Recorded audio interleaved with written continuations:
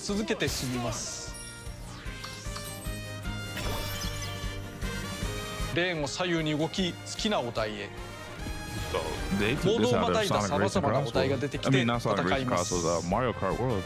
3つのモードにおけるレースやバトルもありますが、スタジア I ム、 mean, you know, it's チャ Nintendo. レン They ジ、 have to play イ off ベン each ト系 other. など多彩なお題が待っています。 So instead of fighting like in intermissions, this is the new intermissions though. ショップがあったり、 It's not Accident. Mario Kart World. It's kind of like Mario 休 Party. 憩所でパワー Yeah, アッ but プした instead of it り、 being like a chessboard, it's like a road. ニュー And マシ then ン as you を入手し encounter た the り、 road trip, you マ can, シンが最優 you 先で know, 集める do こと some を of the 強 like くお勧めし party ます。 games or modes and stuff. That's what it 詰まっ looks たら like. マシンを変えることで進めるかもしれませんし、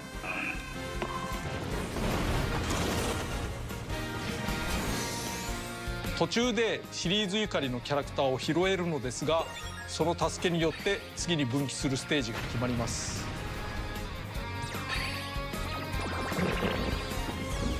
This whole game looks like Smash そし Run. て突如訪れる謎のエンカウンター。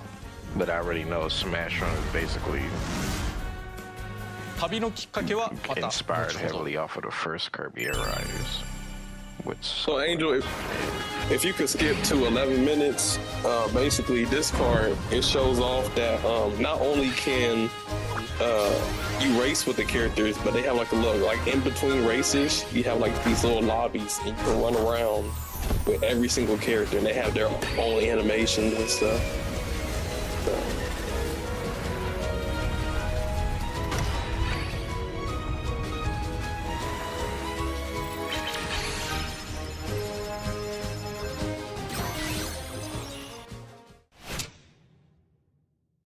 世界の人々と遊べるオンライン機能 yeah, につ because いて it goes 簡 on 単に over 説 some 明し like ま the す。 online. So for each mode, ま there's ず going to be like 何 a をするにしてもライセ a ンスを rank 作りま system す。 for each mode. So it's like for これ so for は the オンラインで自分自身を what do they call 表す it? 免許証。 For the city tour, there's going to be, you know, 実際の a 免許 certain 証と point 異な value り、 system. 好きなようにデコレー Or シ the ョンでき rank ま for the す。 racing, there's going to be a point value system and stuff, and they're all kind of separated.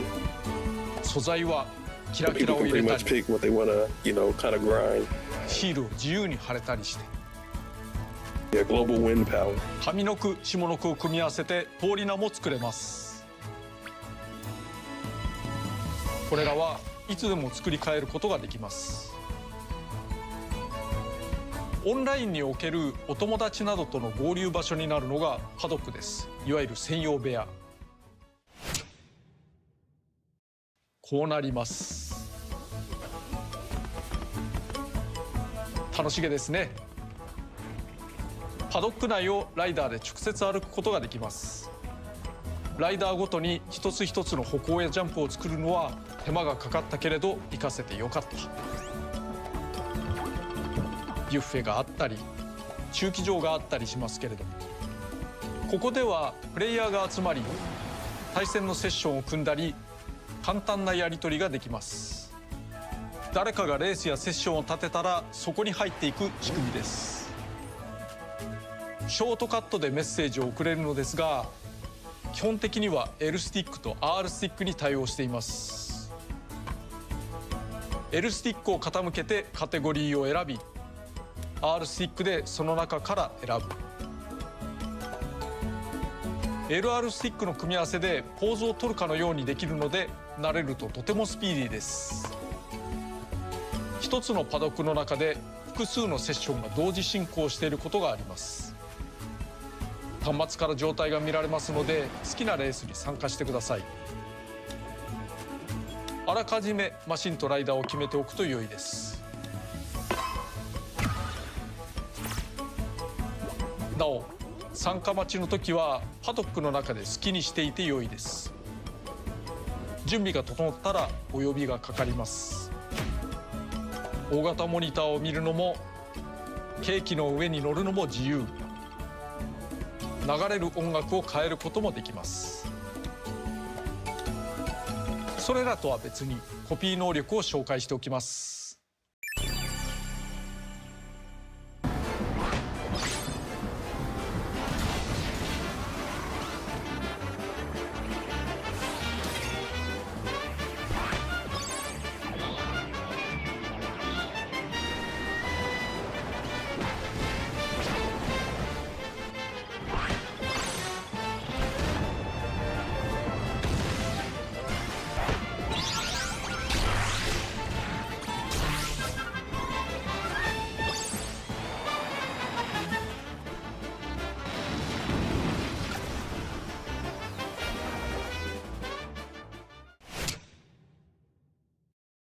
オンラインプレイを行う際、どのあたりの実力層とマッチングをするのかを示すのがクラスです。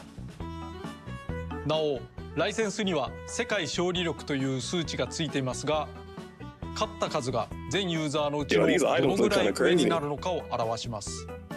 30万と表示されていたら30万人より上。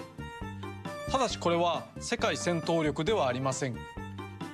勝率や強さではなく、単に勝利した数をもとに計上していくものです。遊べば遊ぶほど確実に高くなっていくもので、クラスとは関係ありません。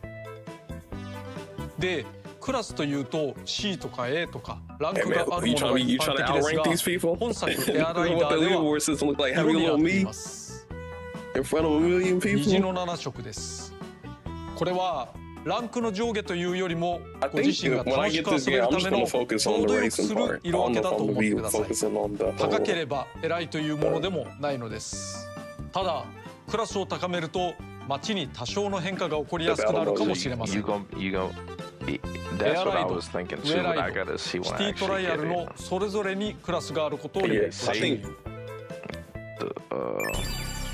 Yeah, there's air ride, top ride, city trial. Like, I'm not going to be grinding top ride, you know. I'm not going to be grinding that. I'm going to be grinding the actual race, which is the green license, I believe.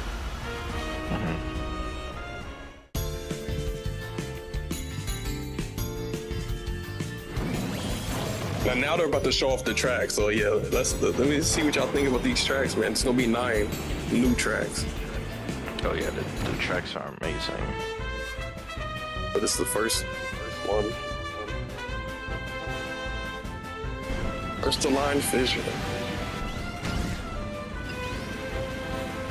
Oh, and these are the old ones. Interesting. .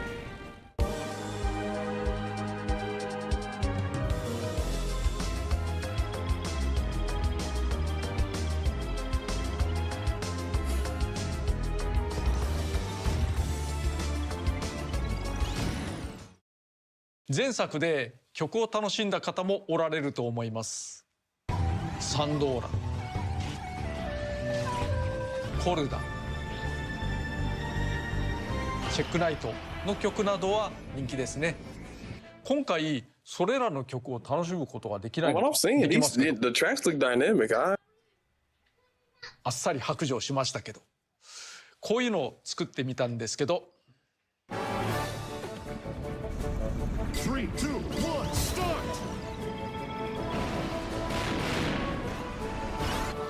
曲どころか前作にあったエアライドコースが復活します。やったね。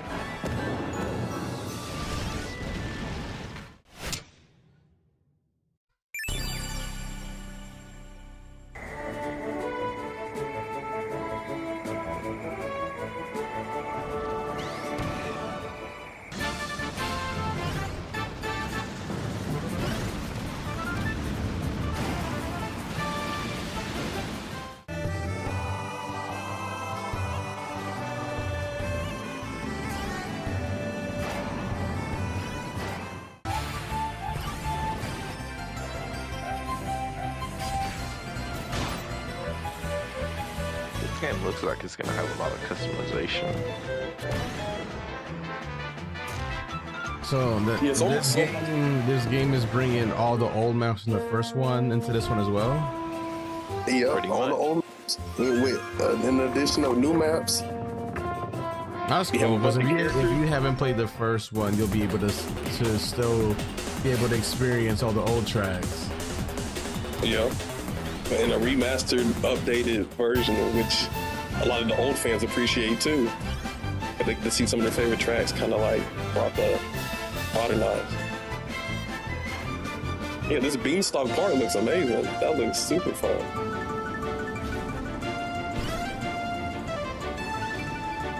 You think they're going to be swept in this game too? You already know. Air Ride OGs.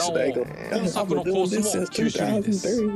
よってエアライドは全18コースになります。他のスタジアムやフィールドもあるのにお贅沢ですね。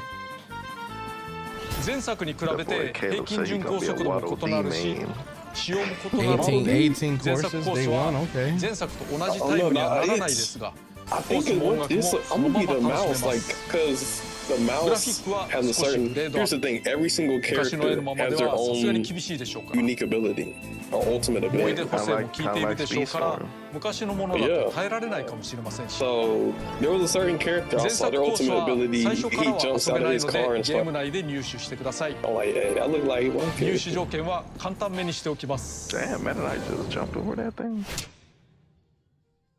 エアライドでちょっと特殊なレースを楽しめますそのご紹介マシンを周回数分つまり複数台選 Man, the んで maps ス look タート fire though. 一周走るとマシンが早変わりします同じライダーでさまざまなマシンを駆使するレース定番定石以外の組み合わせもお楽しみください Okay, relay mode. So basically, this is their version of Cross Worlds, where every lap, instead of you going to a different world, you get a different vehicle.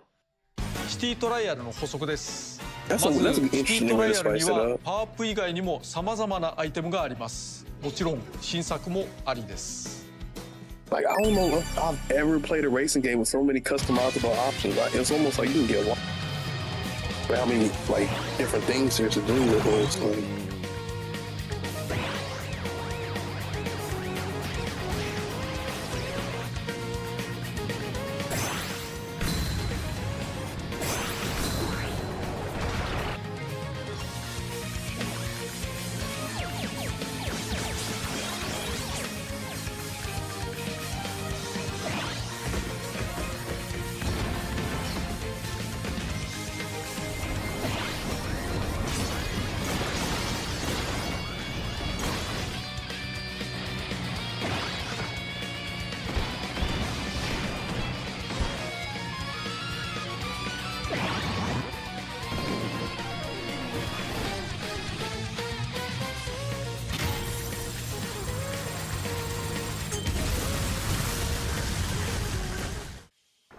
最後に出たメガキャノンは構えている時に向きを変えられます狙って狙って発射アイテムはパワーアップが入った青コンテナ you know it's bad when Kirby has a better 攻 battle 撃アイ mode テ than ムが Mario. 入った緑コンテナ A lot of people are upset with Mario Kart's battle mode. The コ balloon ピーの battle. 元が入った赤コンテナがありますそして新登場のレアコンテナより儲かります番外編としてどこかで見た人がいます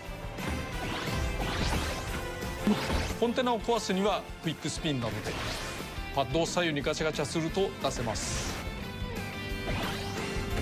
そして赤コンテナからは伝説マシンのパーツが出てくることがあります伝説マシン来ましたねこれどこかの大乱闘ゲームでおなじみのやつですがエアライドが先ですのでパーツを3つ集めると合体して伝説マシンが完成します空の支配者ドラグーン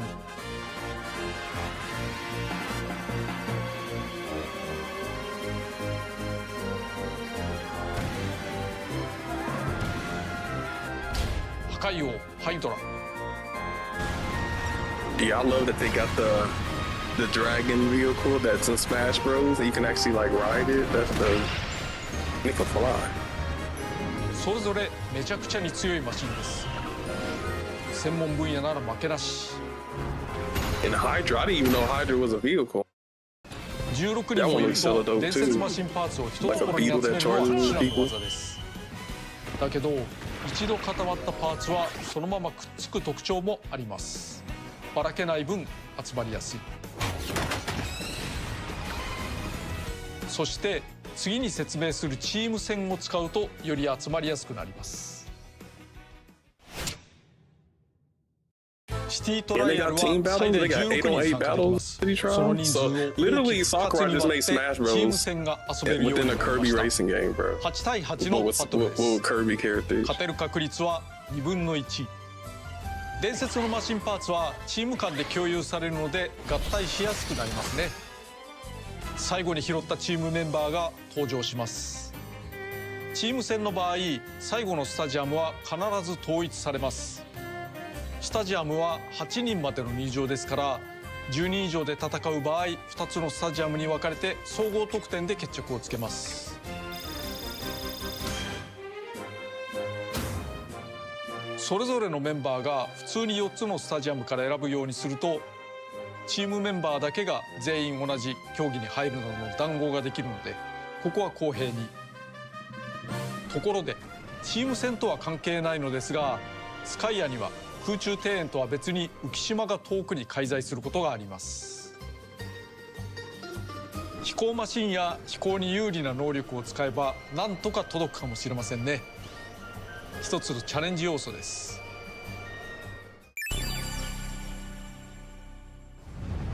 Yeah, I think it's dope. They have like sky islands that you can fly to. Like I thought it was just that big map, hub map, but there's actually like other zones you can get to depending on the vehicle.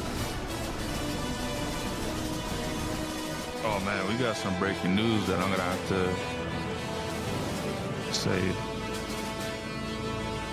Or we could wait till this is done. sounds like bad news.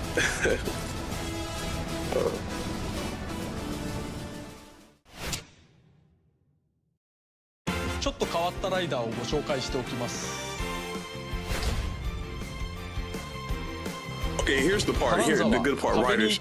So here's some more characters they're introducing. 壁を狙ってグイと引っ張るという。These characters look very interesting. One's like a Spider-Man racer. I haven't seen that in a freaking racing game where a character like has Spider-Man ability. But I guess Woody might be similar. 性能の差はなし。放射時も仲良し。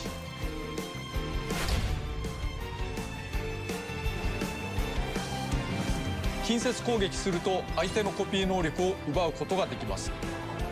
いただき。The Roach. スペシャルを使うと姿を隠しますが、この時にもコピー奪いができます。さらにライダーがいます。これで新紹介のライダーは最後。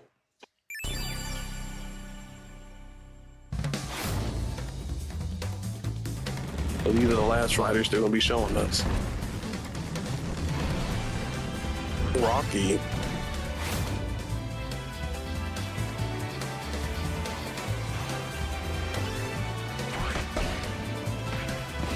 Yeah, so Rick, this is the character I might main.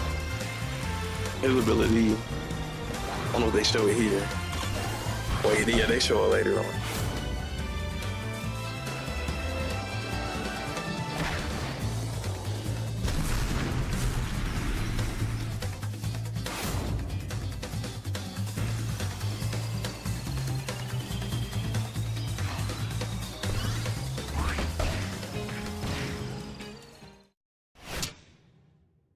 マシンの中でも特に変わり種を説明しておきます。その名も変身スター。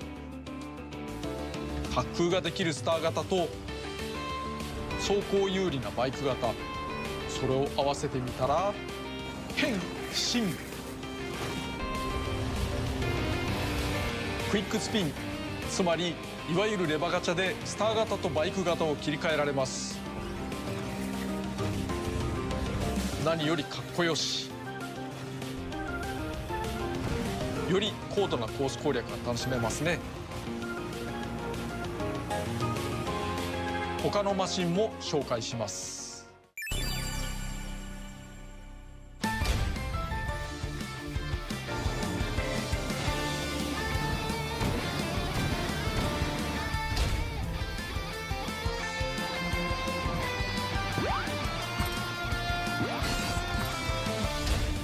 Okay, so they do have vehicles that can jump.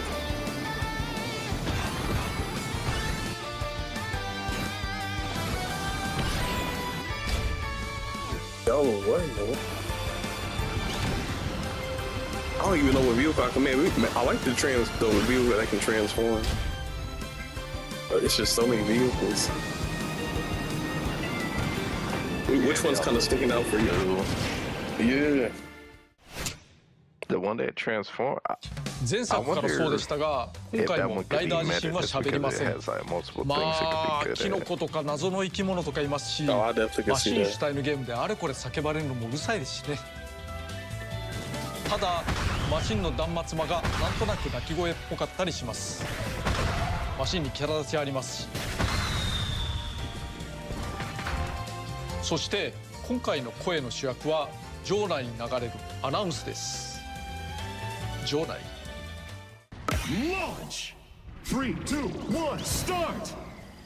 Wheelie scooter, finish! といった感じです。各国各言語でアナウンスの声が選べます。男性声と女性声がありますのでお好みで選んでください。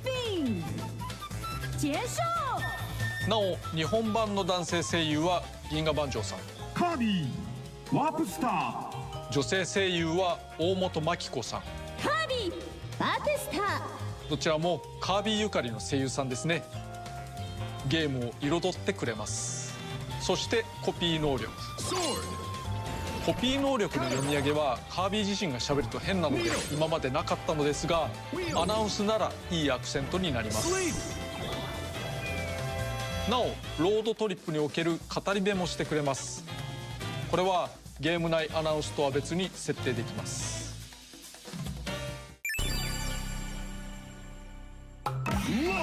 ロロロ&ラララ。ネオシャン。ボマガン。ビッタリアトタレ。Metamorphose them! Please, voice boom. じゃあ。I am Michael! いけ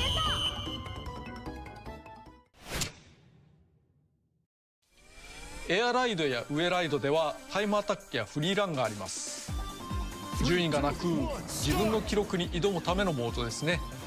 タイムアタックは決められた周回数でゴールするまでの時間を競うもの。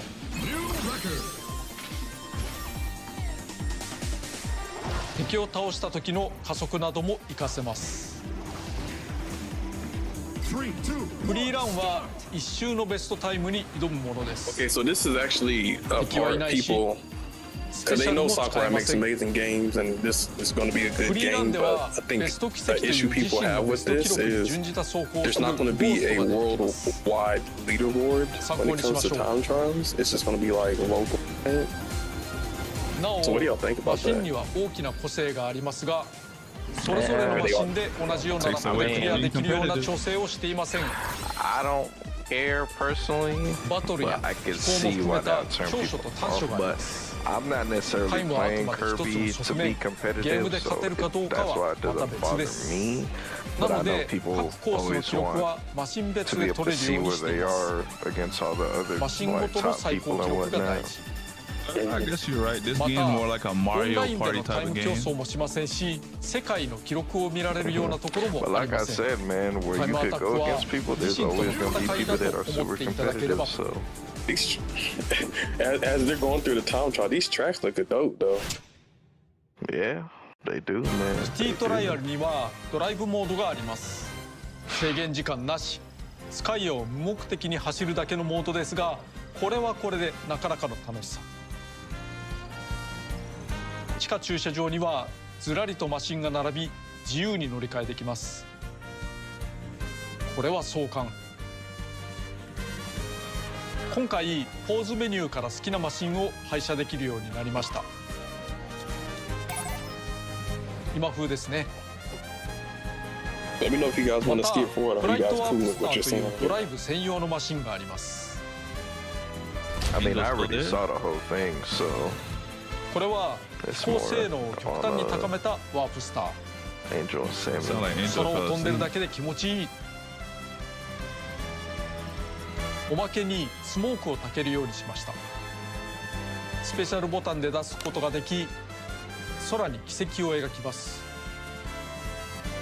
Okay, let me see. 一人じゃ見られない。一応ポーズメニューから撮影モードなんていうのもあります。これはどんなモードでも使えます。ドライブモードを楽しんでください。Angel, if you can you skip そ the のドライブモードではイベントが 37:45? 発生しませんが、 30, ここでいくつ 37 minutes かシティ 45トライ seconds. アルのイベントをご紹介しておきます。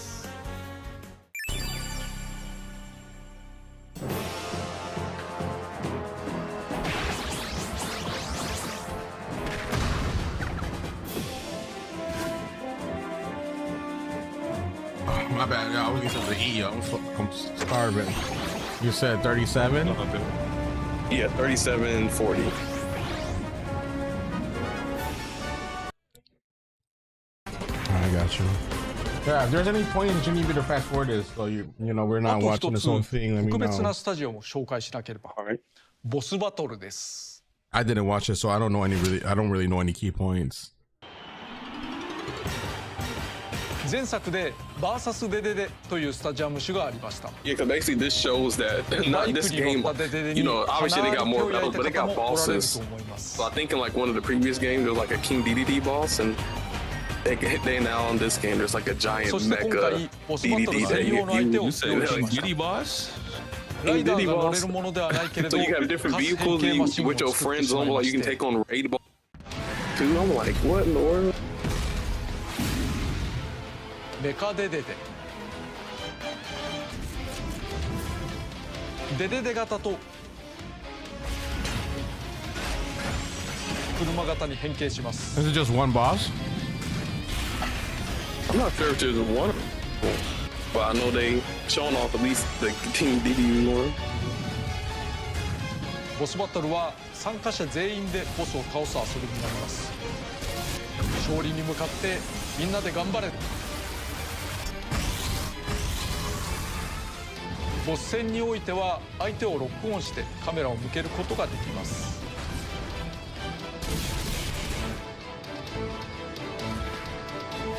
R スティック押し込みで切り替えることができるので覚えておいてください。そしてロックオン時の操作を上ライドと同じ形式で2通りから選ぶことができます。ポーズメニューからも変えられますのでお好みで。ボスの位置はロックオンしていた方が分かりやすいですが、周囲のアイテムを拾うときには一時ロックオンを解除した方が拾いやすいです。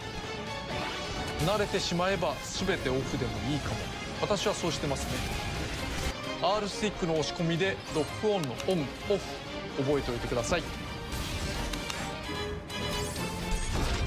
なおメカデデデだけではなく数体のシリーズボスが待ち構えているという噂です。誰でしょうね。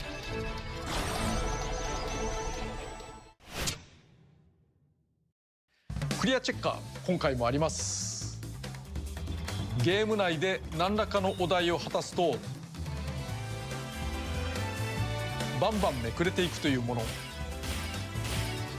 ある程度の目的意識を持って遊びたい人はこれをチェックしてみると良いですね。マスがめくれるとその隣接するお題の内容が分かるので、そのクリアを目指すとか。 Okay, so after this checklist, this is a really short segment. They're showing off the character ultimates or character abilities. This is actually the part I was the most intrigued with outside of the tracks. ロードトリップ。 Because some of the character abilities look hella fun. 5つのシートがあります。何か裏に絵があるような。オンラインのシートは遊びたくない人は遊ばなくても良いと思います。マシンやライダーはオンラインでしか得られないようなものはありませんのでご安心を。なお開いていないマスをつついて直接お題にチャレンジできるようにもなりました。クリア条件を満たせる組み合わせですぐに挑戦できるということ。ゲームに目的が欲しくなった時クリアチェッカーを使ってみてください。クリア条件が難しい場合自由にルールをいじって有利にしても構いません。真っ当に挑むのも良いですがちょっとしたズルも OK です。それも遊び手の工夫かなと。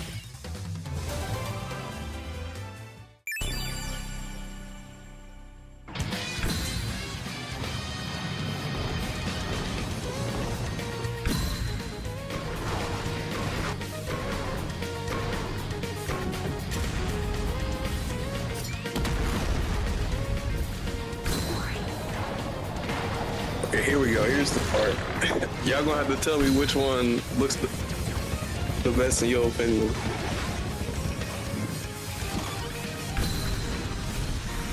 Well, the one that's invulnerable is always going to be the best. Which was the first The one. most fun, like Knuckle Rush. Knuckle Rush look fun as it. Yeah, well, you can still get hit by other people. 同 And じ he ラ look イ like ダーを Vegeta 複 over 数 there 入手 doing で the きる knuckle ことが rush. ありますが、 Yeah, これ Ripping は Roaring 2人 Rick. 目以 Rick is 降 my でカラー boy. バリエーションを増やしてくれます。そしてマシンも複数手に入りま Yeah, they す。 look pretty cool. 同じマシンがあってどうするのかというと、 Yeah, so デコレーションできるんですね。 pretty much デコレーションは at 名付 that けて point, you know, 俺 you マ can シン。 customize vehicles. So yeah, you can put like liveries on your vehicle. You can basically they showing that like you know we're gonna skip over this part. Basically, you can like customize characters. You can put hats on them on your vehicles. You can make liveries. You can make it different colors and stuff. So that's dope. And then we can skip all the way to the Ambino, the $50 Ambino. We ain't gotta cover that. Hell, I ain't buying no $50 Ambino. Yo, are you saying Ambino for Amiibo? Amiibo, yeah, Amiibo. Ain't no way he just said that. That man trying to say Childish Gambino, man. Hey, you can skip the 57 minutes.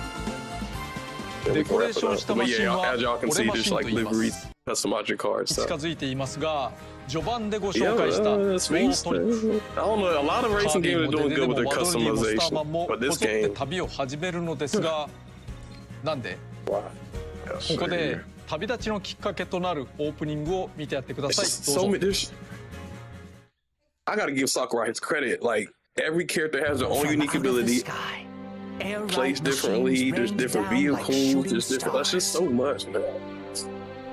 They were found in all shapes and sizes. People gonna be trying. You already know people gonna be trying to figure out on the their own.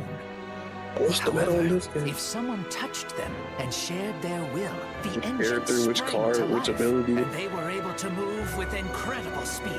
I mean, it don't seem like a meta's gonna matter. These You know, individuals were called time trial riders. is. But that's just time trial. But there is gonna be like a Vehicle ranked and match rider because they pairs were did a show that common there's like sight, partnering up for everyday on your travel, like license. as well Yeah, as but thrilling it might be the races. same thing as a time trial. It might not matter. Well, they showed that it'll at least be against. It's not just gonna be local. Some It'll be riders against other. noticed their Like you vehicles can were see where you're acting ranked against strange. other players. At least when it comes They to were looking the different somewhere game far modes. away. If you wish to go there, let's go. But what awaits these riders and machines at the end of their journey toward the unknown? It's Vegeta. Bro, why you The Prince of calling all Knuckle Joe Kirby's. Vegeta, bro? エアライドマシンって Like Vegeta, こんな man. 感じで生まれていたの？ The Prince of all Kirby's. 発表ム That's ー Kirby ビ when he ーで absorbs カービィがワープ His スターを叩い name てい is ましたよ Knuckle ね。 Joe, 昭 bro. 和のテレビのような直し方だと言われましたが、あれは That man does 壊 not れた look も like のを Vegeta. 叩いて直しているのではなかった。 Bro, 降 he り注 yo いできたマ Angel. シンを捕まえ、 Come あ on, たか tell も him, 天 man. 下 He スパーク looking の like ように Vegeta. バイクのキックのように Why you 石 gotta を put 踏 me み込ん over でい there? たわけです The 意味があ trailer ったんです is ね。 so reminiscent of like Smash trailers, bro. マシンとライダーが一つ When にな Knuckle って Joe 繰 was り throwing 広 them げられ hands, he る looked like he ちょ was っ in と the 変わった旅路 Yeah, like Kirby in distress and stuff. They all trying to fight 大王 to も死も save the world. ホックもキノコも誰でも最終地点に向かうことができます。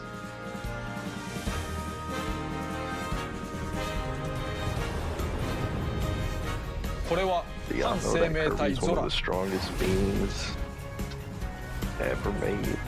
I 意志を mean, 持つ he, けど he 動け sucks ず pretty hard. I mean, 気が what? 遠くなるほどの長い時間を過ごしたゾ I ラ mean, の願い yeah, を I 中 mean, 心として but 運命を描きます。 quote unquote, no did he suck so hard because he has a black hole basically, and he can absorb No, the who powers did of it? anything. Kirby or Cell? Kirby is カー one, ビィの bro. エアライダー I の don't い know, ろいろ man. ご Cell 紹介していきました。 can suck ボ just リュ as ームで hard. かいな。 No. Hey, yo. 私のチャンネルと地続きでの Yeah, 制作 Sam とな said り it ま like し he た knows が from 前作 experience. 比 Like, hey, 10倍以上の工数がかかって See る it と in 思います。 4K. He did say 今時 Cell のゲー was ムを his 作り favorite character 形 from にするにはびっ DBZ. くりするほど兵 Damn. 力がかさみます No ね。 wonder why. しかし価値あるものができたと思うのでぜひ楽しんでもらえればと思います。 But in 今 Super, 回 it's このゲ definitely ームを Jiren. 制作することになったの They は shafted Vegeta. やはりファンの熱い声援が大きかったのだろうと思います。ゲームを作るのには時間もコストもかかりますから必ずしも叶うとは限りません。そんな中前作が支持されたこともそれにより多くの人の力により今作を作り得たことも感謝しております。なお DLC の販売は予定していません。ここにあるものが全てです。またシリーズを重ねるつもりもありません。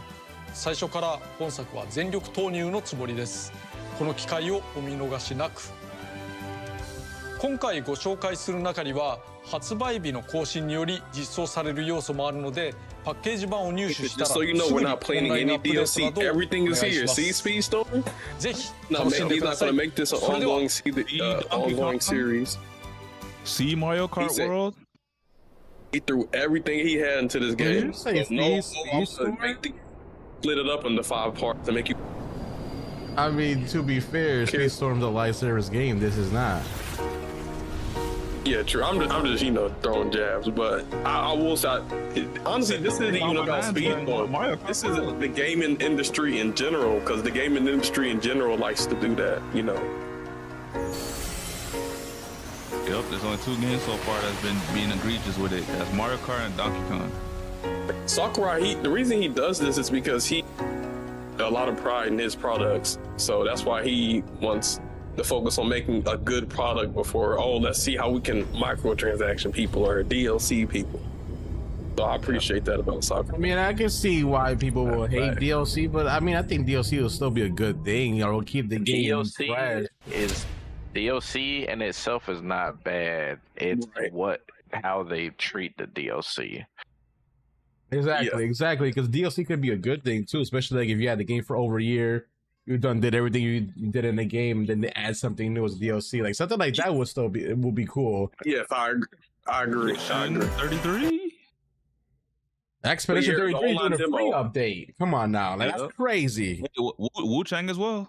But did y'all see those times at the end? Yeah, for the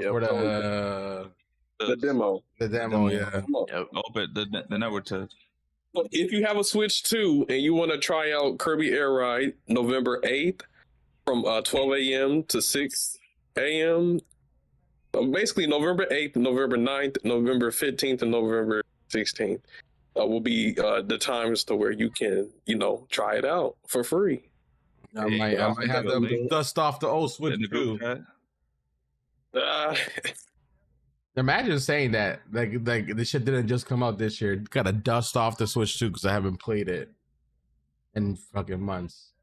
But yeah, before we go to the next thing, we just watched pretty much the highlights of Direct 2, man. What are y'all thinking? How's the game look to you? I don't know if I'm gonna get it day one though. Yeah, I'm unfortunately because there's so much games that I'm playing or that I have that I want to play. I will not be getting it on day one, but I do think it will be a phenomenal game. I'll make it easy for y'all. I definitely ain't getting the game because I ain't getting no damn Switch 2. Listen, Sammy's still like mad passionate about that no Switch 2 shit. Yeah, it looks better than Mario Kart. More customization, more characters, more variety, unique items, more modes. It definitely seems like a more fleshed out game than Mario Kart. I guess I would say it's less ambitious, but I don't see that as being a bad thing. No, hear me out. It's less ambitious in the sense they're not going big and grand like Mario Kart did with the whole world shit. But at the same time, because they didn't go big and grand, they can go big and grand in every other aspect with this game. So like the top down, the time trials, even though the leaderboards ain't really gonna amount to anything, the battle mode, every little thing their feature that they introduced to the game, they went above and beyond because they were sitting in on not the limitation but their own grounded views on how they wanted to make this game. It's like, we're not gonna go over the top, but because we're not gonna go over the top, everything we do is gonna be over the top, if that makes sense. I definitely think they pulled. I think they went in their bag of tricks for this one, and they definitely have a banger here. I'll say that. I think just comparison, because people, what's going to be the best racer? I think if you're looking for the most casual fun racer, this is going to be the best casual fun racer. But if you want competitive racer, probably Cross Worlds. Hey, let's not forget What? Speedstorm.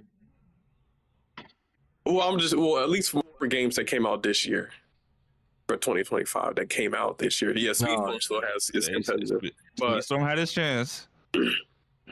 I think just for games that came out this year, I think Sonic Crossworlds probably is gonna feel that competitive itch a little bit more. But this, I think, focuses on like fun and experience, and the maps look dynamic and stuff. So, yeah, I love the customization. Like, it's kind of crazy the contrast. Like in Mario, like each character doesn't have their own unique ability yet. In Kirby, not only can all of the characters copy abilities of enemies that show up on the track, they have their own supers, and then there's a bunch of different cards. Like it's a lot. So I think this game is gonna be amazing. I'm gonna be trying to cop it day one, but yeah. So It's crazy how we thought Sonic and Mario were gonna go head to head, but it's actually Kirby and Sonic. I guess, I mean, I wouldn't do that though, because it's just a Nintendo system game. So Crossworlds would still have its advantage being multi-platform. Yes. No, but I get that, but I'm just saying in terms of like mascot franchises. Like we thought. I mean, shit. Let's be honest. Nintendo hasn't hit in home runs in a while with their fucking paid DLC bullshit. True. But even the new Pokemon. I mean, game, that Pokemon game is fucking trash. That game looks trash. Like Game Freak, what the fuck are y'all doing, bro? Yes, Angel, it is, and they're trying to charge $30 for the DLC to access Pika Raichu Y and Z. It's like, nah, bro. But you know what? This is the perfect They just put that in the for game. that emergency. This is why Sakurai said what he said at the end.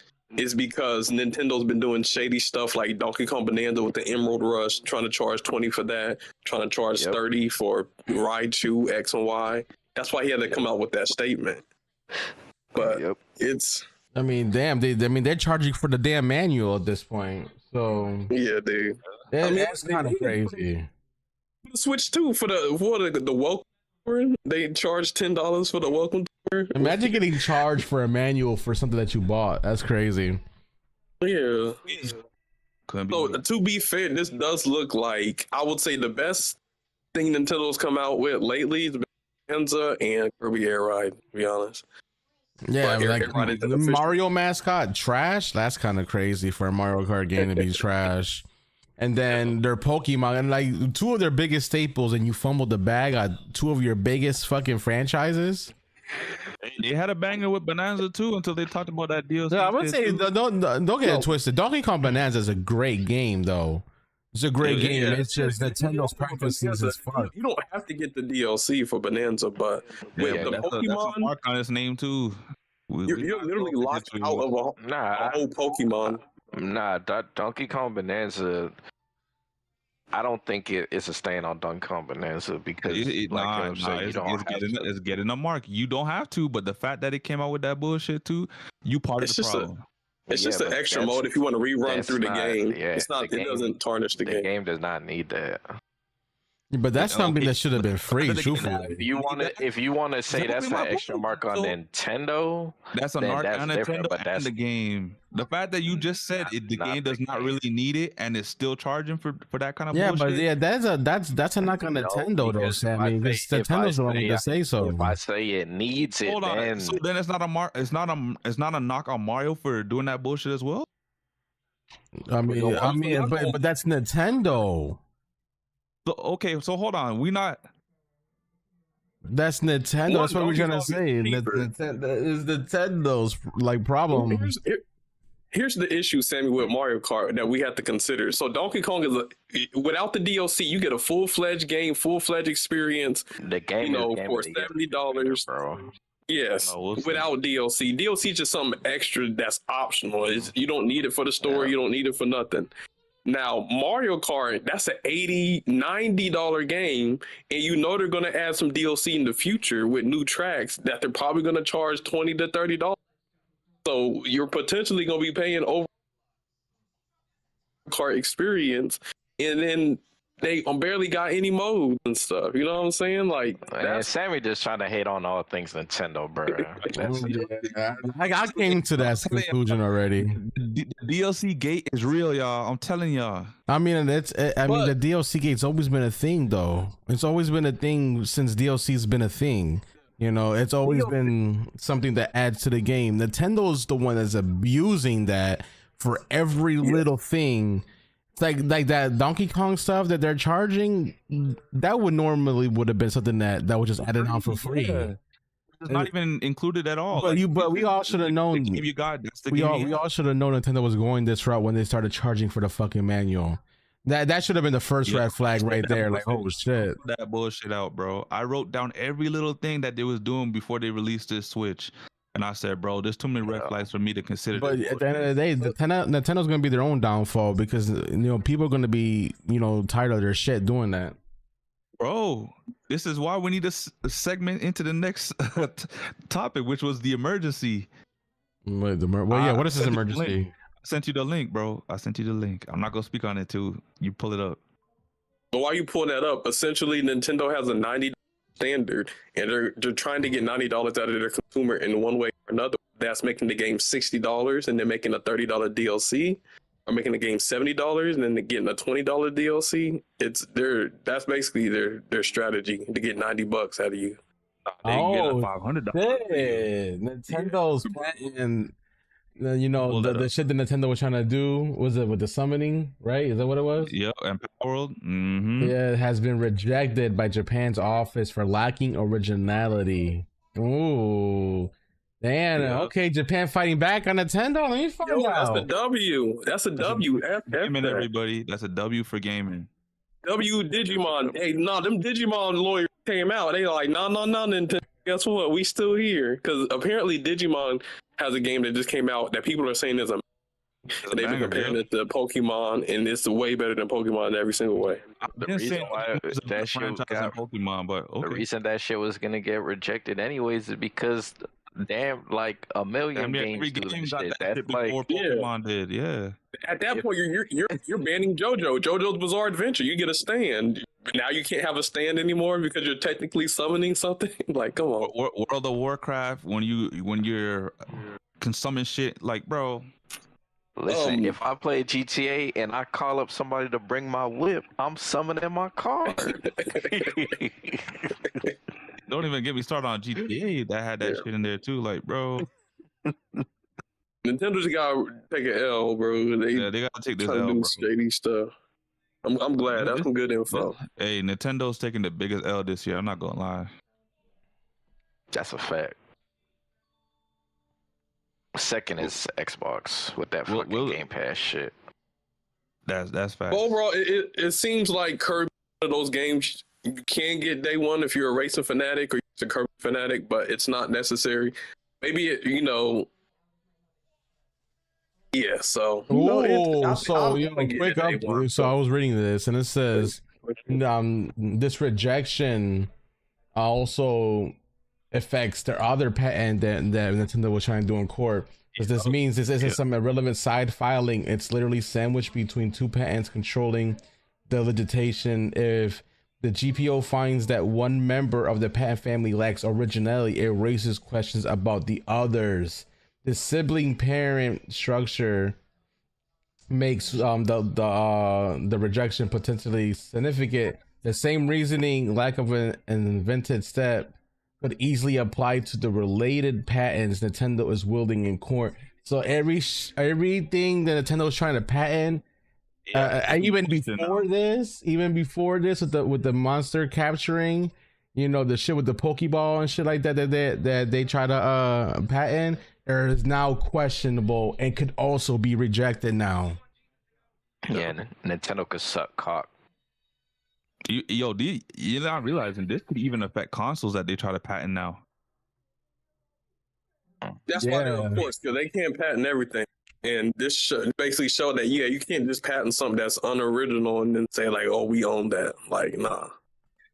Like jumping. Well, because we got jumping in our game. We're gonna patent jumping. They pointed out like this monster capturing thing is an older game. It's like Ark, Monster Hunter, Craftopia, Kentai Collection, and even Pokemon Go itself. It's too much, bro. Yeah. Like It's too much. That's Yu-Gi-Oh. just like a general thing they try to pan. I don't know why they thought they was gonna get away with that shit. Like this shit's overarching. Like it expands too many medias for them to not get this shit thrown out. Like there's so many different shows that use summoning. There's so many different other games that use summoning. Like what are you talking about? Exactly. So this basically, Pokeballs. You would have won that shit. so this is good on for Paw World too, because now it reinforces the argument that Paw World isn't necessarily copying Nintendo, but rather is inspired by and builds upon decades of established game mechanics, not just Pokemon. Exactly, Yeah. bro. See, it was different when they did that shit with when Warner Brothers did that shit with fucking Shadow of Mordor and shit. Yeah, and they patent the Nemesis system because that's the only Yeah. time there was a Nemesis system. It makes sense. If Yeah, you want to patent that, that was shit, like as original. bad as it is for gaming, fuck it. It's your idea. Do that shit. I don't even care. That's what it's for. But Nintendo patenting mechanics that's been out forever?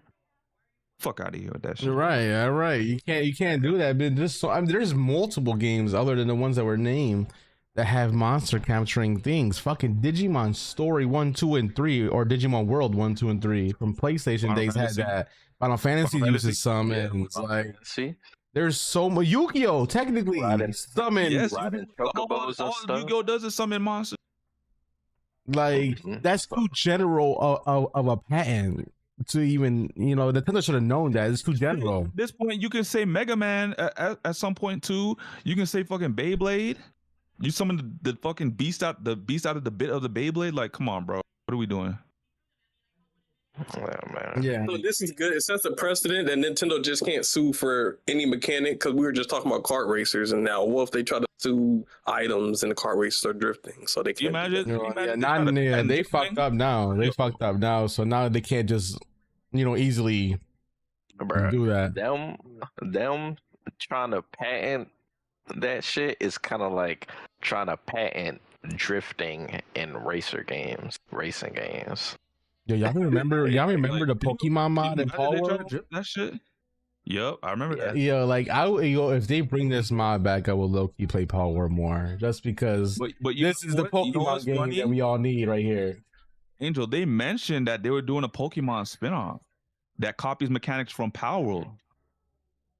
What? Who? Nintendo said that?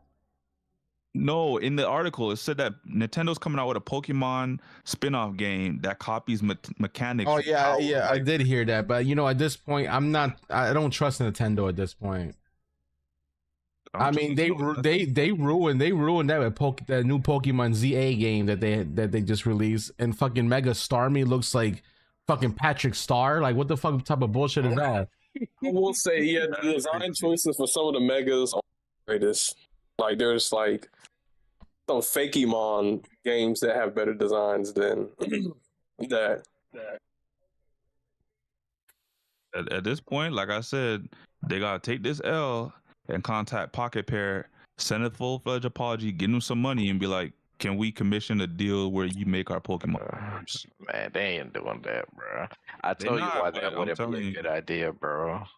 I know, but I'm just saying that's the only way Pokemon could be good again. Obviously, Nintendo and their studios have shown that they're incompetent when it comes to making Pokemon games or just games in general. Yeah. I mean, yeah, that's just funny though. I cannot believe they try to do some shit like that. Motherfuckers, bro. Motherfuckers. Glad. I am so Charging $30 for a Pikachu Mega Evolution is where I draw the line. It's like, yeah.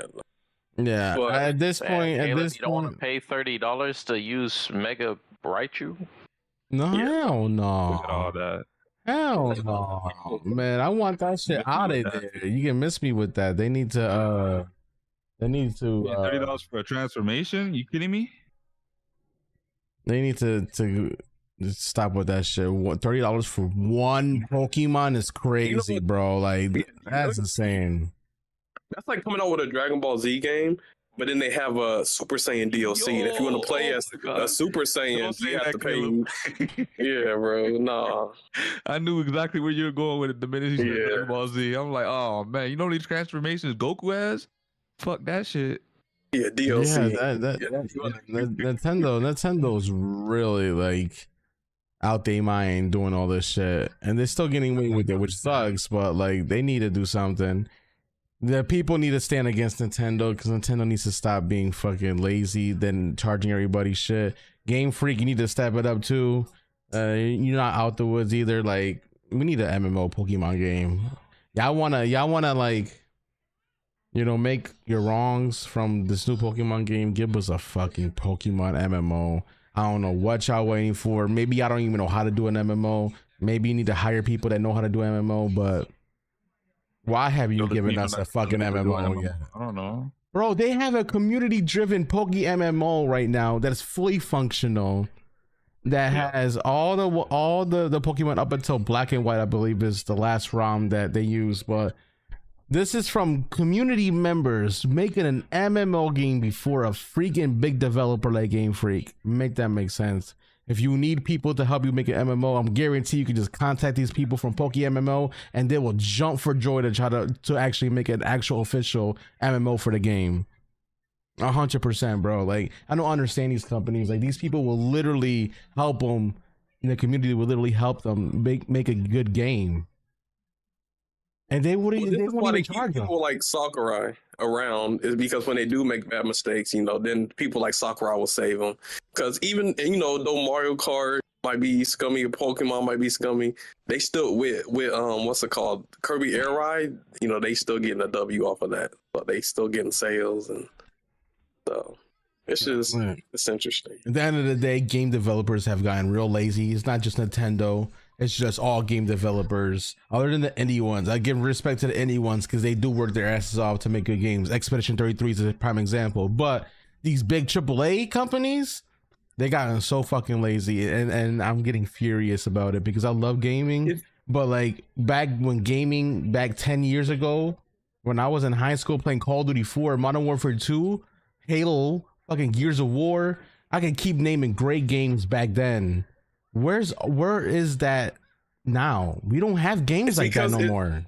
It's a test. They are basically seeing what they can get away with, and the consumer has proven that they are willing to accept slop and pay full price or more than full price for slop. And so, you know, that's what happens when, you know, the consumers don't put their foot down when bad practices are being done. So now we getting what we're getting.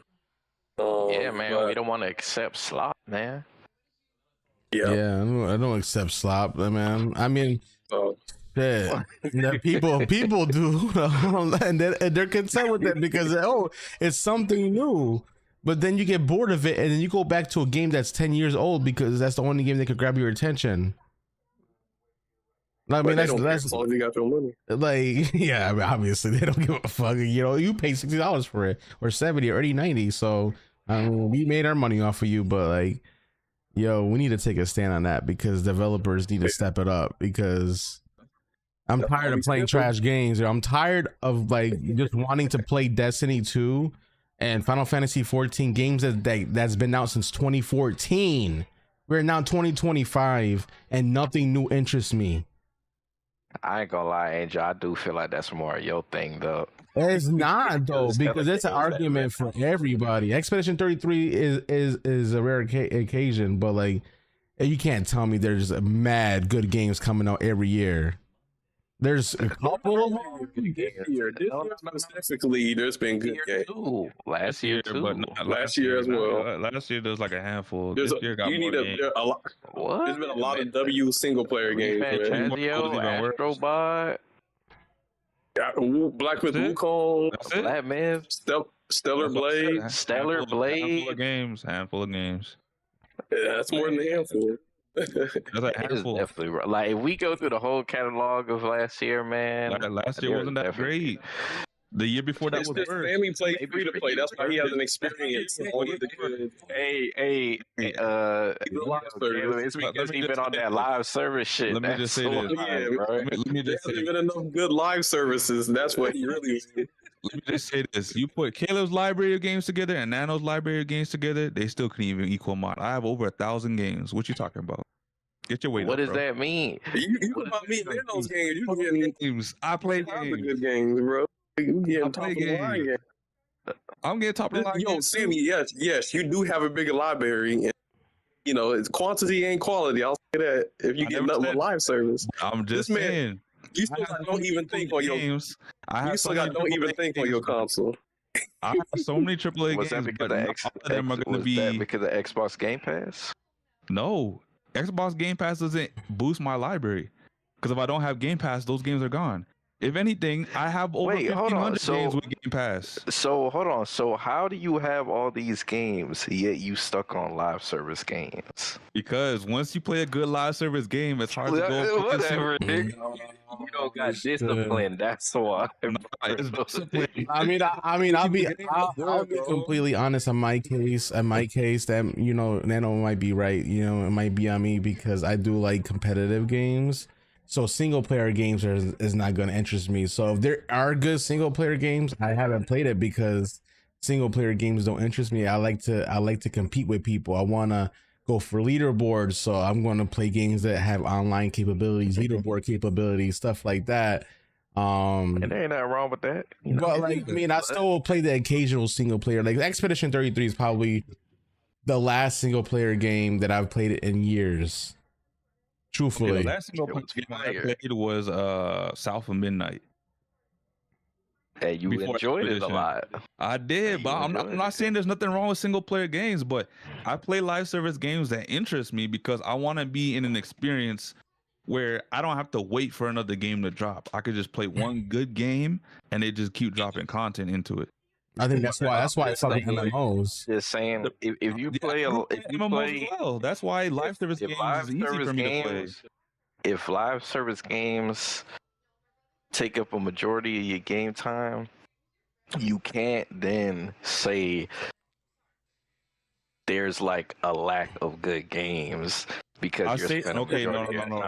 What I'm actually saying is just because I played live service games doesn't mean I haven't been noticing the games that release. I speak with my wallet. If I don't buy a game, it's either one, it hasn't dropped from my console that I play on, or two, the game just ain't really hitting like that.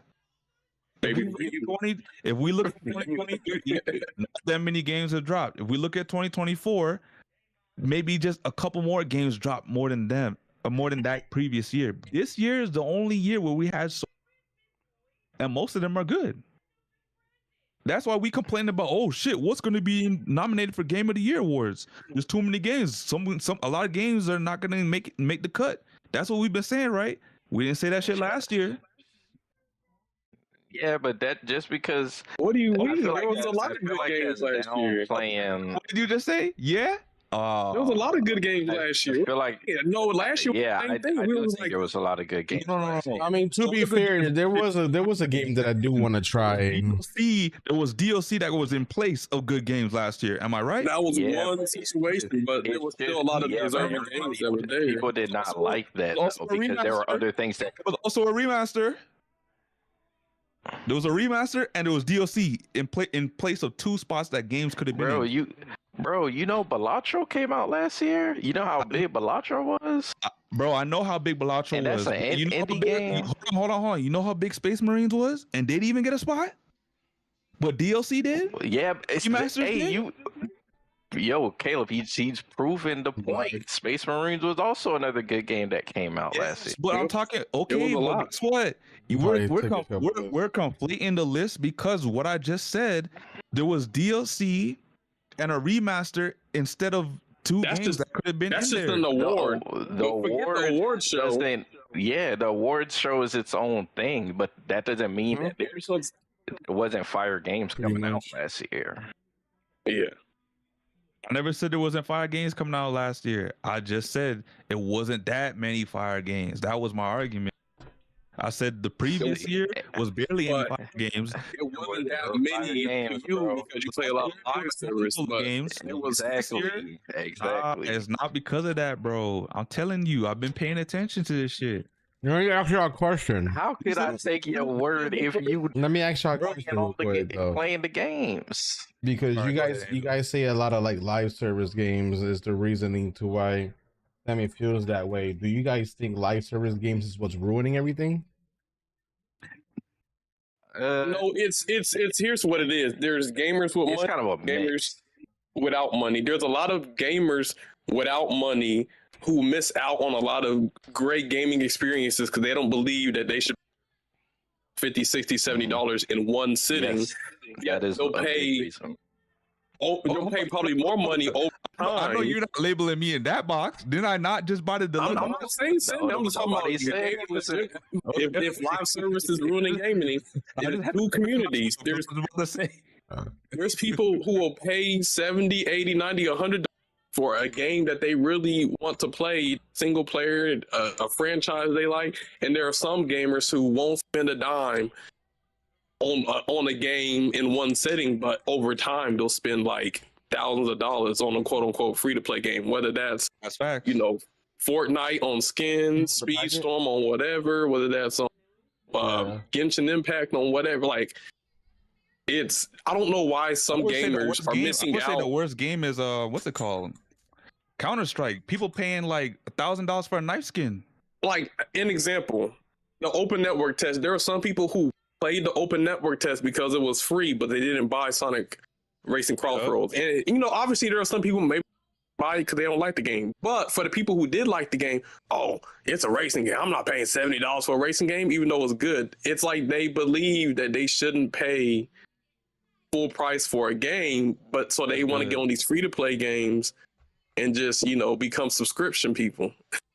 I will say too, to combat that, because I know there's a lot of people that would love to, be able to spend $70 on Sonic Crossworlds. Like, the economy nowadays is so trash that the game prices now, it's hard for people to invest $70, $80, $90 on the game because they still got to manage, bills and whatever, and the cost of living is just skyrocketing to the point where people can't buy games like they used to. That's fact. I agree. But where that argument loses me is when they spend hundreds of dollars on free to play games on one game. Exactly. I mean, that's just the nature of those people at that point. Think about it like this. All of the money that Angel put in Speedstorm, how many games you think he could have bought with that? Yo, hold on. Why do I get? Well, hold on. Why do I get dragged into this? Okay, hold on. Put it this way: how many? You're just being used as an example. I'm not saying that what you're doing is wrong. I'm just using you as an example because there's a lot of people who probably feel the way you do. That there's not a lot of things that interest them, but maybe if you, kind of, maybe if you did a little more research or asked around and stuff and, looked up some videos on some stuff that are coming out, you might find a couple things that might have piqued their interest if you really, really tried. I honestly, Angel, I think you would have fucked with Metaphor. Oh, I still have plans to play it. I just haven't had the time to, truthfully. Yeah, that's a game that came out last year. Here's the thing with single player, you can not only can you beat the game once, you can beat the game multiple times. They got like what they call it plus. They got what's called New Game Plus. You can play on a harder difficulty. Maybe there's so. See, you can't tell me that because I always play the games on the hardest difficulty. So once I beat it, if there's nothing that I missed by that was unmissable, it's hard for me to play the game again.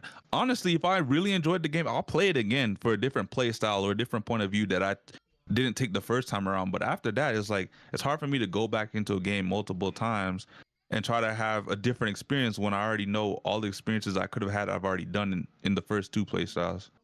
Or the first two times. Wukong is a good example because it deals more with like and each time you beat the game and then you start a new one, you get like new ability stuff. So I would say that's the same thing with Wu-Chang. Wu-Chang has 4 different endings. Well, they got some inspiration. It doesn't hold your hand to get those endings. You got to figure it out on your own. Also, I'm I not gonna mean, spoil it for myself, so if will I mess say, up, I can play it I again. will say the games that have been good, that have came out, like Black Myth, Elden Ring, and those Souls like games that are legendary to a lot of people. Those games just don't interest me at all. Like I've tried playing Dark Souls. I tried playing all these Souls like type of games. They just don't interest me at all. So like that could be a thing for me, because I don't know, a lot of those games, those good games were from like the Souls like games. Other than Last of Us, but I'm not gonna play Last of Us like in PS4, 5, and 6 edition because I already played it on PS3. You seem to be like a somebody who loves looter shooters and MMO type of game. Yeah, so racing, but that's because people enjoy arc I rating. will put it in a sense, in my sense, I like games where I can invest a lot of time in, more like hundreds of, if not thousands of hours in a game, and that game is forever being updated, so my time is never wasted because I'm always grinding for the next thing, or a new expansion comes out so I can progress through the story, or go for like the next meta thing. You know what I'm saying? Like those games interest me because I don't just want to dump the game like a single player game. I play it, I do everything, unlock everything, and then I'm done with the game. And then all that time was like, fuck, I'm already done with it. You know what I'm saying? I could agree and see where Angel's coming from, because me and him both grew up playing MMORPGs. Like when you go into a big community like that, or like World of Warcraft or RuneScape, all the hours you spend in maxing out stats on your account, getting gear, doing all these other things, trading other players, PKing and all that other stuff, all that time that you did to get into having a good account to do all these things, you don't want to just be like, okay, I'm done with the game, and all that time is now gone. It's lost. All the friends you made along the way, like you want to keep playing that game when there's a new expansion pack that comes, a new place in the world map that opens up, a new feature in the game that keeps you playing longer and longer. Like these are things that we grew up accustomed to. So when we see a live service games, we look for these kind of features in those games to say, okay, I found a new home now. This is where I can play for the next 500 hours or so. That's why I'm stuck on all these live service games. Doesn't mean I don't play these good AAA single player games. I did play Expedition. I am playing Sonic Racing Cross Worlds. I did play South of Midnight. I did take a break from, some other live service games to get my hands and play other games. I did play Hogwarts Legacy. I played some games that were in contention for Game of the Year, or some of the bigger games. I played Power World at the time where not too many people were playing, on the servers, because the servers weren't even out yet unless you're on PC. So I've had my hand in the cookie jar. I played Space Marines. I also will say I played Hogwarts Legacy, and maybe I am corrupted, but like in my head, I'm like, man, if this was a live service, like Harry Potter game, this thing would be fucking fire, bro. I'm not gonna lie, because come on, you guys cannot play Hogwarts Legacy and not say, bro, this shit would be fire to play with your fucking friends. I said the same thing too, Angel, but you know what? Everybody else did the same that you said. Some experiences for games will be altered if they're made live service. Who's to say if that Harry Potter game was made live service, it probably wouldn't have ended up, with as much quality as it was. But think about it in this sense, Nano. Instead of waiting for Hogwarts Legacy 2, we probably could have had an expansion, like the Chamber of Secrets expansion, or whatever else that they can add to the game. That's where Hogwarts Legacy 2 comes in. Yeah, but you'll be able to do the dungeons with your friends, do boss fights with your friends, do raids with your friends. You can freaking do, the Quidditch with your freaking friends. Yeah, they have a Quidditch game. Right, but why am I'm gonna spend over $100 buying separate games for something that could all be in one game? Warner Brothers wasn't thinking like that at the time. Warner Brothers is like, we got one team making a Quidditch, so that's why we're not putting Quidditch in Hogwarts Legacy. I get where y'all are coming from, but single player games are single player games, and you never know. In Hogwarts Legacy and Hogwarts 2, they could add a multiplayer feature. It's a possibility. I heard some modders were trying to do that in the first game. wasn't too successful, but I know the devs heard a lot of feedback where players were asking for multiplayer, so that might be a thing they do in the sequel. Now, don't get it twisted though. Just because I said that, I also see why it wasn't a thing though. Because Hogwarts Legacy alone as a single player game struggled to run on a lot of machines. 'Cause I can only imagine having real life people roaming around fucking Hogwarts and your shit frame dropping because there's so many fucking people in the lobby. You know what I'm saying? So like, I do understand that aspect because the game struggled with just one person and then all the NPCs and whatnot. So I mean, I can see that too, but that's just a developer thing to optimize. But I did see that. I'm like, I can see why there's no co-op because this shit will fucking crash my fucking system at this point. But hey, Hogwarts Legacy 2, make that shit a live service game. Definitely not. But Yes. I think ultimately what me and Caleb were basically saying is there's still, the past recent years, there have actually been a lot of great games that have been coming out. It's just that some of them might fly under the radar, some might be smaller titles, some people might have forgotten them, but they've been some. There were some good games. Gaming is in a great spot for variety gamers right now. I just like playing with my friends, I guess. And then you can't experience. Nothing wrong with that. I guess the social aspect of these type of games is what really draws me in, because being able to party up, help people if they're stuck on something, like I thrive on shit like that. I can't really do that together. Yeah, do missions together, experience the fucking game together. Like Absent is like that too. Absent loves his multiplayer games and live service games. For me, every time I look to buy a game, one of the first requirements I look at is, does it have co-op? Because the first thing I think about is, can me and my girlfriend play this together? Mm-hmm. You hear in the background, she just giggled like. Nandita. Ooh, yes, sir.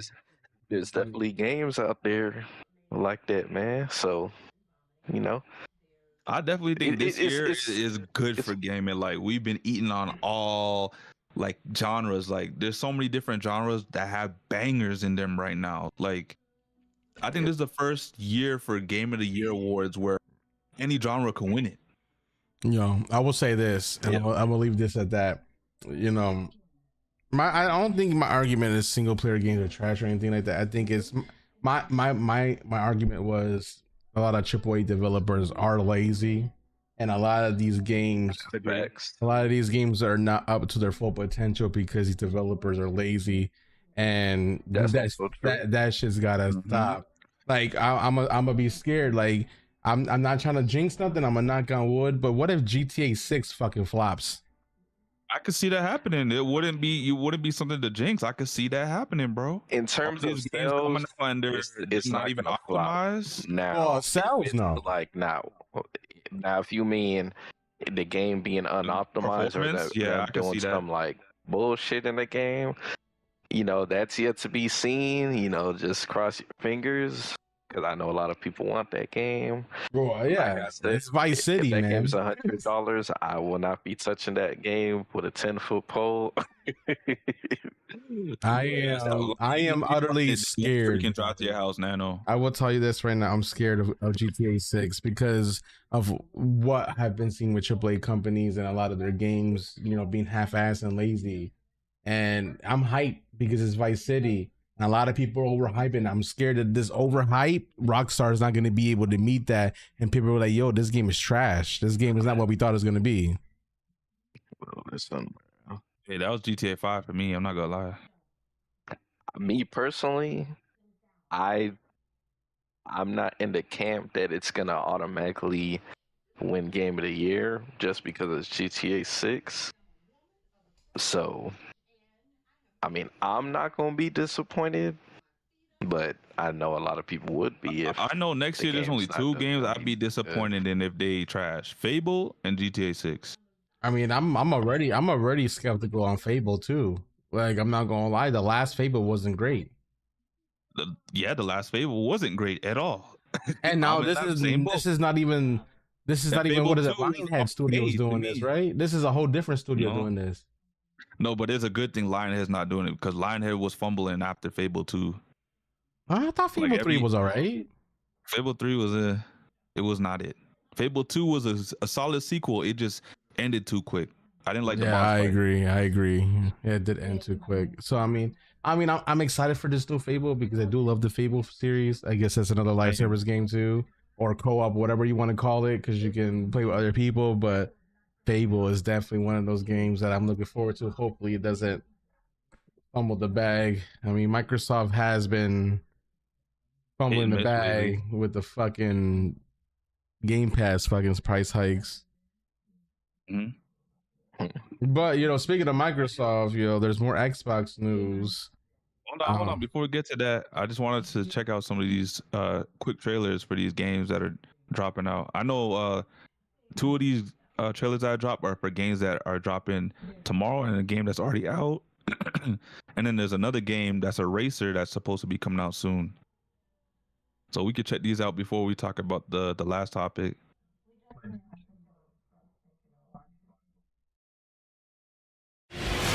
I'll put them in the chat. Screamer is an arcade racing game that does a lot of things differently. One of them is that we designed teams of 3 characters each, and we put them at the forefront of the experience. Each team is made of 1 leader, which we consider the main representative of the team, and 2 members, which help him in his journey. Members use what we call entry-level cars. They are designed for your first experience with the game, and they are also designed a little bit more for fighting compared to racing. Leader cars, on the other hand, are designed for racing first and foremost, and fighting in addition to that. Combining them and finding a character that play following your preferences is key to enjoying the game. With all the things going on in Screamer while racing and fighting, we had to give the players a full control over the cars, regardless they are member or leader cars. So we thought about achieving a perfect drift system with a twin stick control. So with the left stick, you control the steering. You can take very clean and fluid corners, sweeping and tweaking the line of the car. But if you need something more radical, and quite often you'll need to do so, to change the direction or to drift around corners or to engage other cars in the fighting part, you'll use the right stick. That triggers the drift mechanic separately from the steering one. So you can interact them, so you can drift, steer, or correct the drifting with the steering part.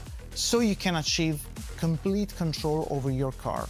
The difference is really remarkable because usually you need to enter in other games the drift state, typically using the brakes. But it's very hard to understand when to do so and how to do it precisely and how to exit the drift. While in Screamer, you have complete control over the 2 phases and you can blend them seamlessly, achieving a total control over your car. The twin stick is just one of our gameplay systems. Another one is the Eco. The Eco is a device installed on all vehicles that have to take part in the tournament, and it's a major plot point of our story. The Eco is what fuels both the racing and the fighting part of this game. For the racing, you will use a resource that we call Sync, that allows you to boost and to shield. Instead, for the fighting, you will use what we call the Entropy, that allows you to use the mechanics of strike and overdrive. So as Federico was saying, Sync is used for boosting and shielding against attacks. But how do you build it? Well, there's a passive way, just getting into the groove of the race, or actively building it up with specific actions like active shift, or doing KOs or others. It's all integrated into the mechanics and to the gameplay of Screamer, but we'll cover it more in the next video, going deeper in all the mechanics and how do they work.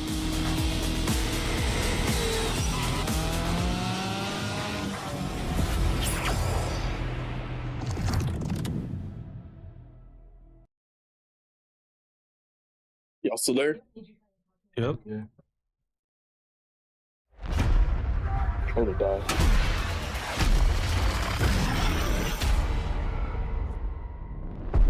I might download this battle royale because my brother and them wants me to play it. Just try it. Yeah, my girl is telling me that she wants to play the new Battlefield Battle Royale as well. Because it is free. This one is free to everybody. Quick thing, did y'all hear about Halo coming to PlayStation? Oh, remake? Yeah, Oh, the yeah. remake of the first game, Yeah. That's big. That's big. It's good too. You saw some stutters in there though, in the demo, so that's Unreal Engine for you. I mean, the console wars are over with. Microsoft is releasing their games on the other platforms. Hey, this is officially over. With Halo being on PlayStation, yeah, ain't no console. Well, I mean, Microsoft shifted to platform wars ever since they said that Google and Amazon were competition. Battlefield game actually look. I told y'all Battlefield 6 was heat, and now look at them doing the Battle Royale. Is this gonna be a part of the game? No, it's free. It's separate, like Warzone that deals with COD. This is their version. Guess they took notes. Yep, because the other two failed.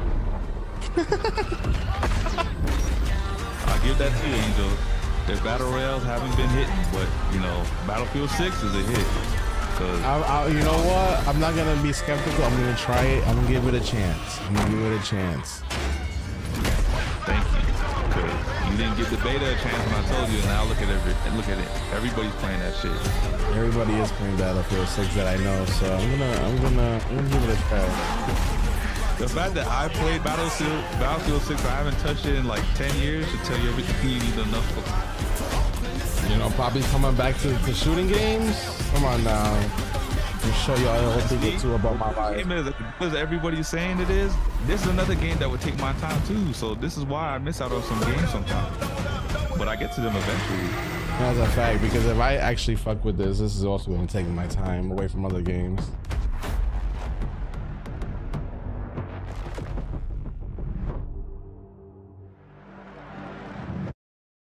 I think this game came out on Tuesday, if I'm not mistaken. Yeah, I might download it.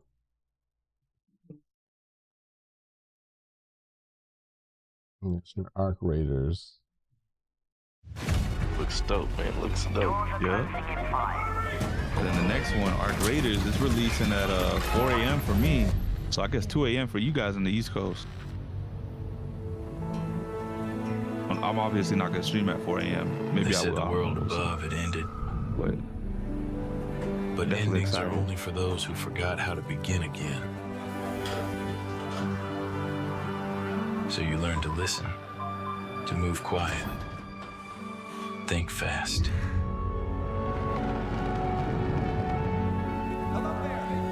Be ready to change your mind. Up there, the roads are twisted. The rules are gone. But if you are brave enough to wander and seek, who knows what you might find.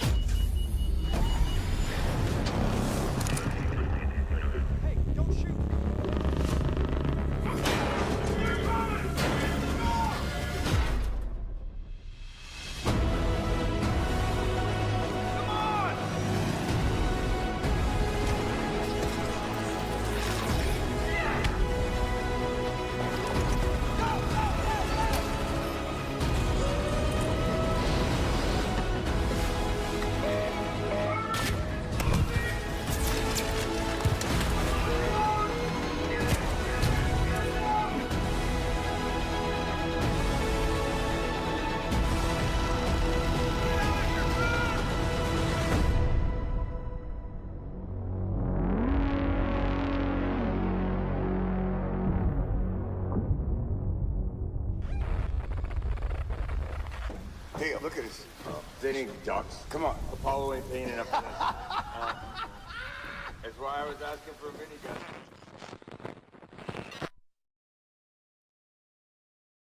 Fellas, I have played Arc Raiders. And no, I'm not just talking about the tech tests or the server slam or the play test from this past summer. No, we got to play.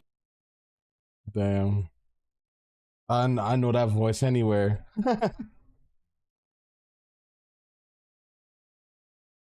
It's like one of the top Destiny players right there.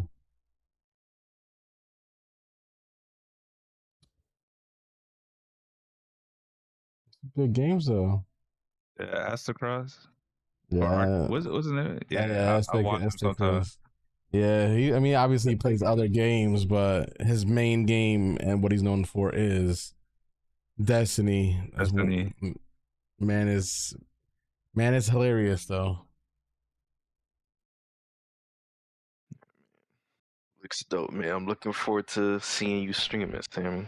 Oh man, it's gonna be crazy. I'll say that. If the server slam was anything as an introduction to the game for, oh man, you're gonna have some laughter. This is an extraction shooter, right? Is that what Arc is? Yeah, extraction looter shooter. I don't fuck with that shit either.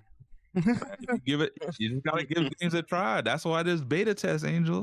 I tried on it as well. I tried the Rainbow Six extraction shooter, and that shit was dog shit. Yeah, but that's like, look at the game you're talking about, Rainbow Six extraction shooter. That was garbage. Everyone knows. I told you to try this one out because everyone was talking about how good this one was. So I was like, you know what? Let me give it a. And bro, they did not disappoint. This game is heat. I mean, this shit. You also got another extraction shooter coming out from Bungie, Marathon. But that's ass. It didn't even come out yet. There is because people were playing the alpha and the beta for that already, and then they got caught. What do you call it? Plagiarizing in their game. Oh damn! Yeah, Marathon is trash. I mean, I did hear Marathon was trash from the people that played it. They were able to play it. I'm like, damn, Bungie, this is what you took your resource away from Destiny for? A game that's gonna fucking flop, bro. That's why Sony's ready to just like, yo, we go. Cause so Sony, if you're listening to me, please just stop fucking with this Marathon. Let Bungie fucking keep continuing Destiny. Because Marathon's gonna flop, and at this point, I would rather see the resources being used for Destiny and to get Destiny back on track. Hey, Angel, they might pull a Concord, release the game, and then within a week shut it.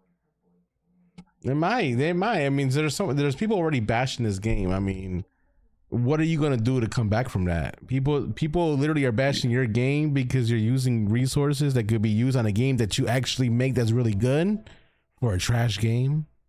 And they're also using resources from other games. What are you doing, Bungie? Actually, I don't know. They might be a Sony artists and stuff like that. Like, I've never heard of that shit. I've never heard of game plagiarism in my life, bro, until that game. Well, listen, man. Godspeed with that game. But I guess Marathon gonna really need to be on a marathon if it wants to last, because it's looking like a sprint right now. Let's segue into this Xbox. Yep. So what you got for us, Angel? I don't know. I thought you came up with that. I thought you were the one that put out the Xbox news. No, it was Caleb. There was Xbox news more than what I already said about what they're planning on doing. I thought that's what it was for the console. Yeah, but we talked about that last week. No, but this is new news that came out for the console.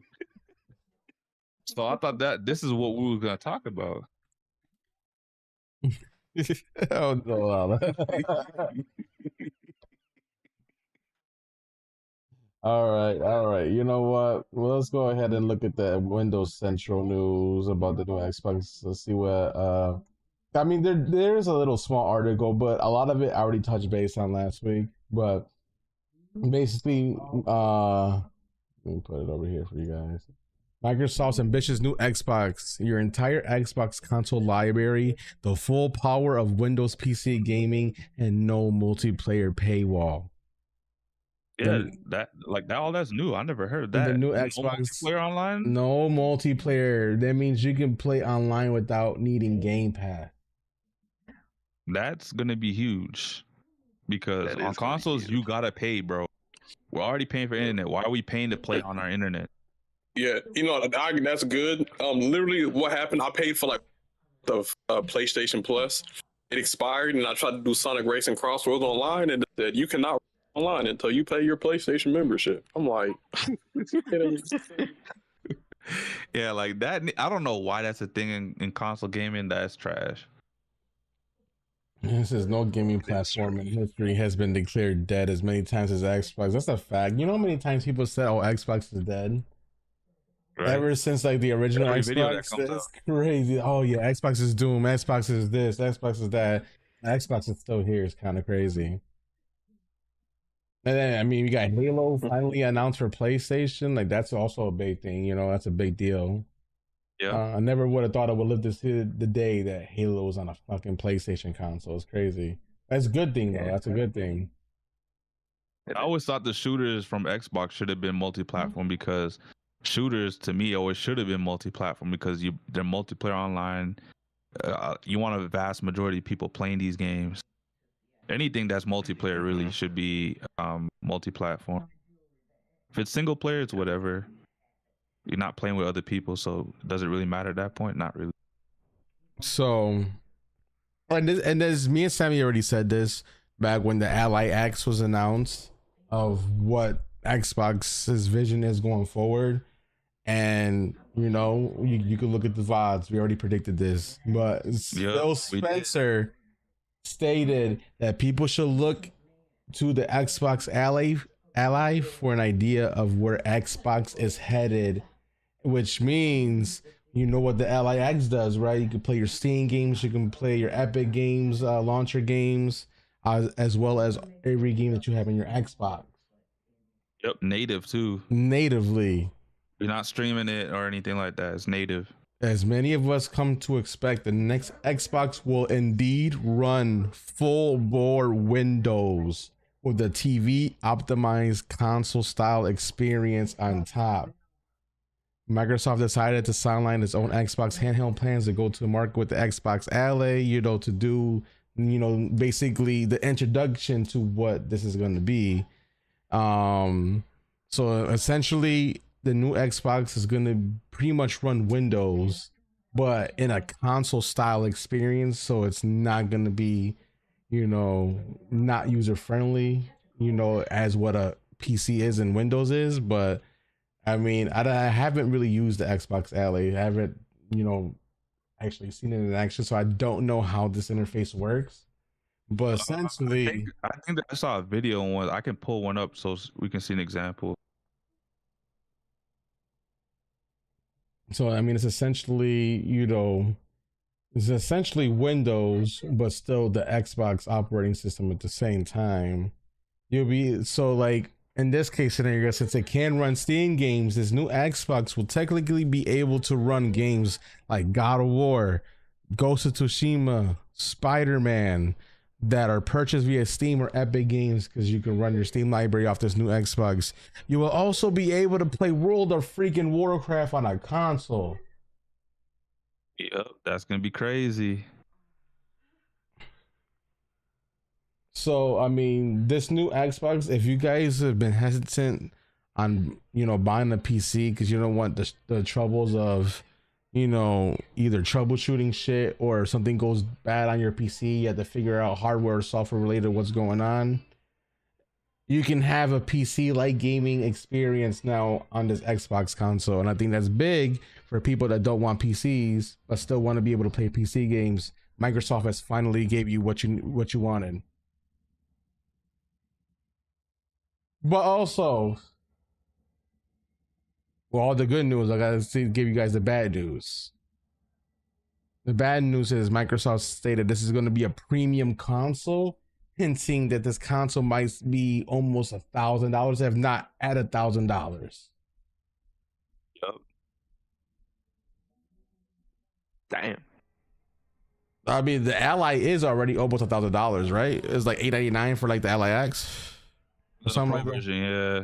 Yeah, so I mean, if you look at the Ally X as an example, that's a handheld.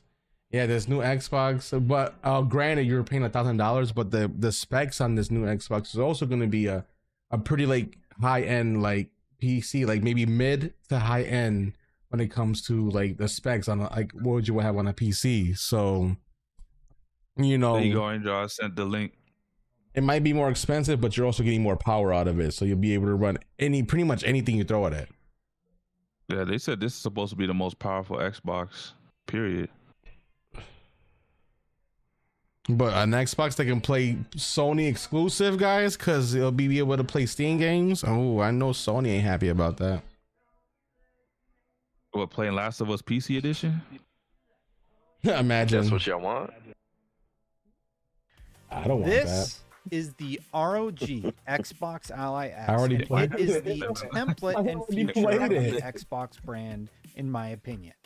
I think that this OS functionality is the only path forward for Last Xbox. of Us VR edition And if might be I a were at thing, the too. helm, I would figure out how to get it working on all existing Xbox platforms today.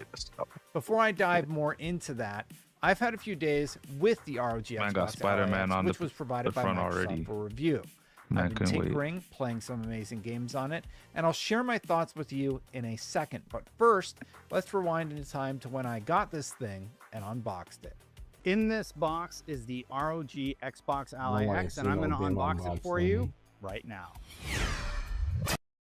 So after a very fast unboxing, let's talk about the physical features of So the this is unit. the ROG Ally? There's a few Yeah, the interesting ROG UI Ally X. elements here. Those who own an ROG Ally might be when did familiar this with. come out? You have the It's already Armory out. crate where you're able to use some key features like that resolution adjustment option that I mentioned, and you are able to And it's launch already into been selling out Windows in by stores. just holding the Xbox button down and then launching it. It Oh, even see, prompts yeah. to So let you know this that you will this lose right here is what I'm talking about. This is what's gonna be in a new Xbox. So watch I what this guy mentioned, does and you right are here. able to launch into Windows. You could go, as you'll see it in the side here, it says switching to Windows desktop. So you go from the Xbox operating system and you by just holding the seamlessly Xbox button down. transition to Windows, where you'll be able to play anything that you can play on a Windows computer.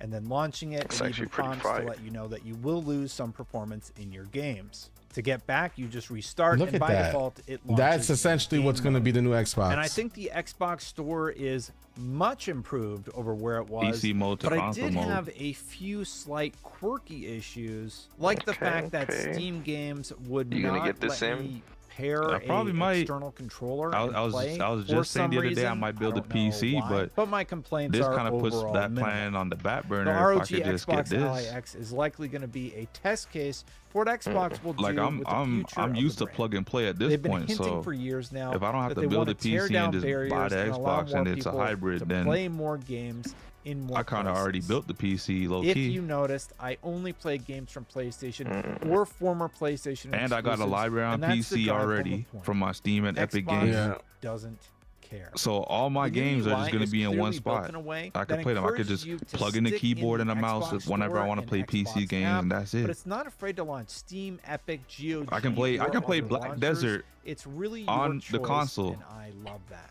Look, Or I play the do PC believe that version the on ROG that same Xbox console. Ally X Now, gives us I the wanna- PC version's way feature better. of Xbox gaming.